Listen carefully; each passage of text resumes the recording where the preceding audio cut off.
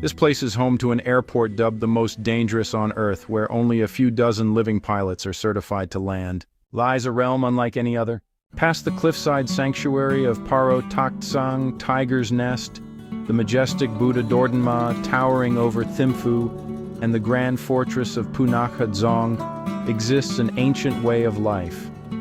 Here valleys still honor fraternal polyandry to keep family lands whole. This is the kingdom that chose to measure its wealth and happiness instead of money. And it became the first nation on Earth to absorb more carbon than it breathes out. They call it the happiest kingdom in the Himalayas. This is real life in Bhutan. Come down to Earth here and you notice there is almost no Earth to stand on. Bhutan sits on the far eastern edge of the Himalayas, and the land runs nearly straight up and down, from warm subtropical forest in the south to glaciers in the north that have never once thawed. Flat ground is the rarest thing in the country. People do not spread across this place, they cling to it. To feel how extreme that is, hold two numbers together. In the far south, the land sits barely 300 feet above the sea. In the north, it rises to 24,836 feet. The summit of Gangkar Puensum, nearly the cruising height of an airliner, folded into a country you could drive across in a day. One small nation, and inside it, every climate the planet owns. And it is small, about 14,692 square miles, the size of Switzerland. Home to somewhere between 787,000 and 820,000 people across 2024 and 2025. Fewer souls than a mid-sized city. For most of its history, the mountains sealed Bhutan off, but that isolation was never only geography. Much of it was a choice, and that choice is the beginning of everything strange and gentle about this place. Before we go deeper, one small thing. Wherever you are watching from, take a second to drop your country in the comments. Part of what makes a hidden kingdom worth understanding is how different it looks depending on where you stand.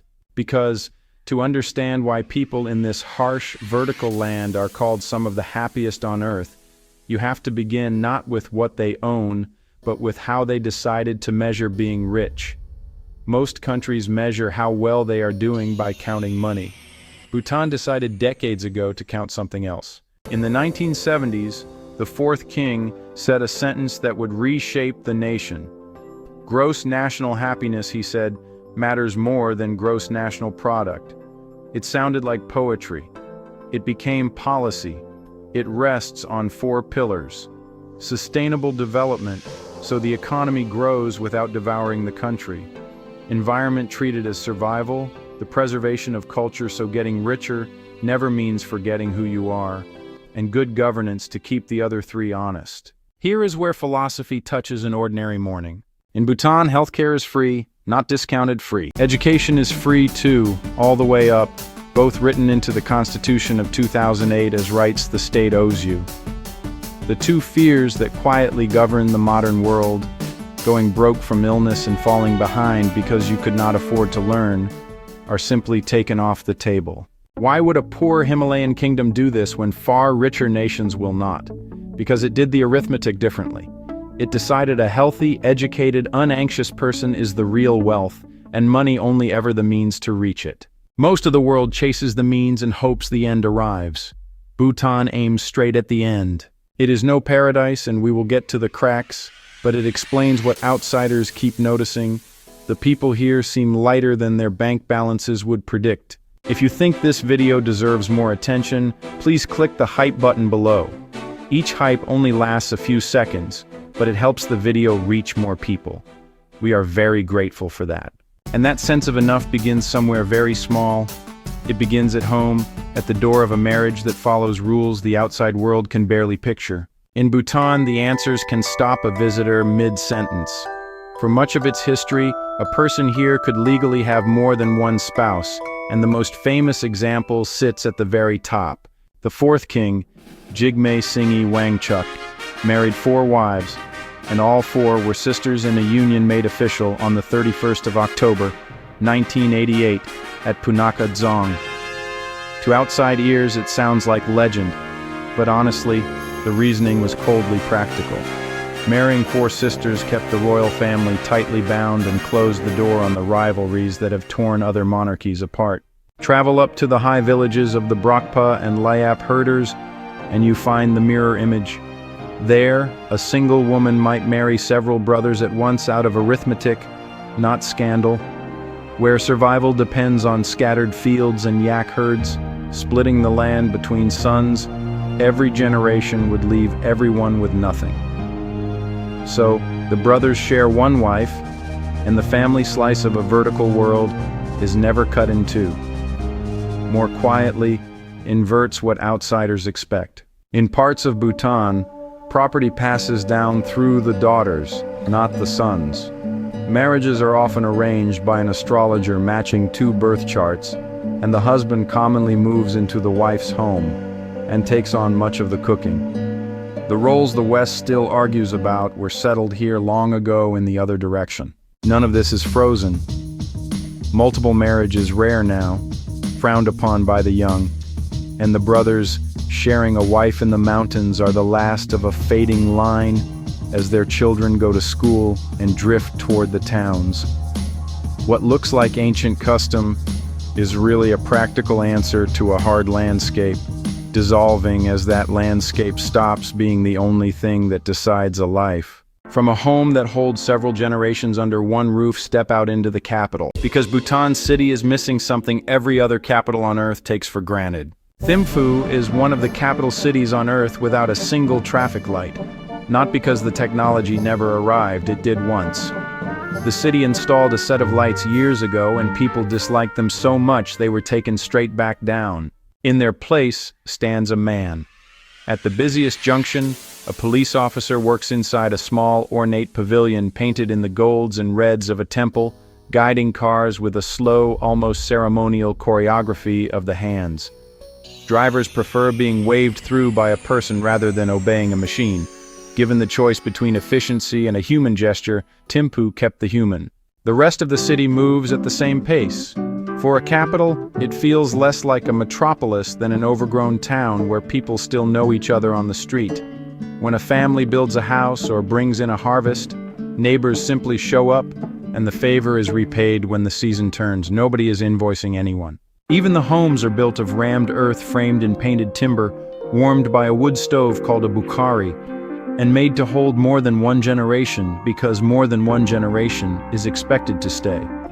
It is a slow, human-scaled way to run a country's largest city, and on every one of those unhurried streets, people wear something that tells you at a glance exactly who they are. In most of the world, national dress comes out twice a year for weddings and festivals, then goes back in the closet.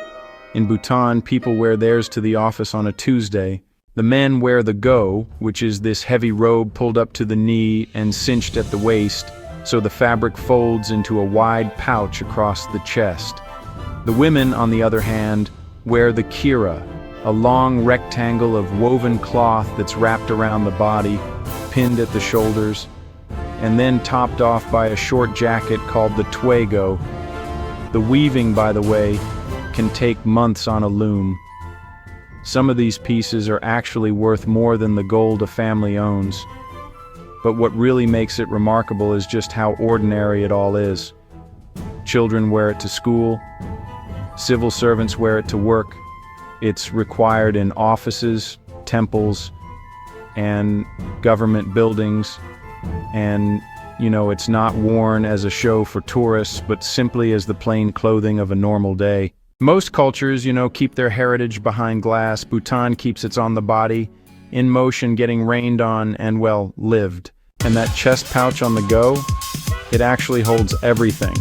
Phone, wallet, papers, and traditionally, even a small wooden bowl. It's like a whole pocket sewn into a garment that's centuries old, quietly swallowing the modern world. Put that robe on, though, and there's this one day when the whole valley just pours outdoors. It's to watch grown men do something the country treats as a national obsession. The national sport of Bhutan is archery, and honestly, it looks nothing like the silent, held-breath version you see at the Olympics. The targets sit almost impossibly far apart, somewhere between 394 and 476 feet down the field, where the target is barely even a smudge in the air.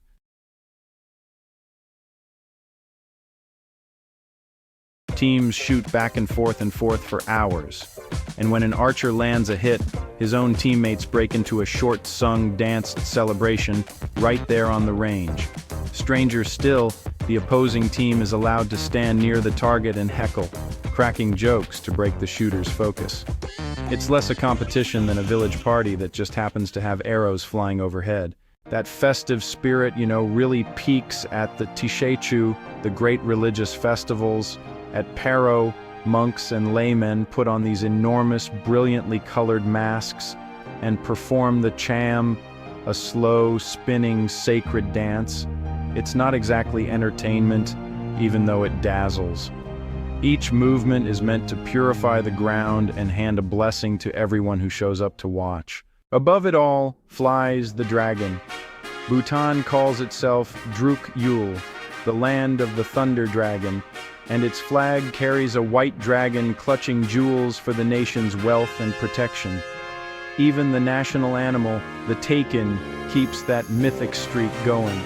It's a shaggy, improbable creature that, according to legend, a saint formed whole from the bones of a goat and a cow. Before we go on, I am curious.